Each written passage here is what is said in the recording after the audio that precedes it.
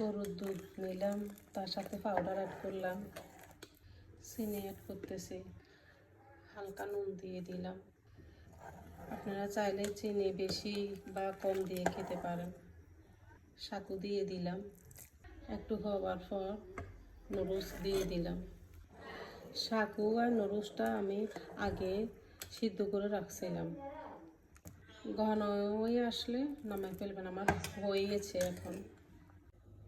এগুলো হলো জেলি তৈরি করলাম। Colour colour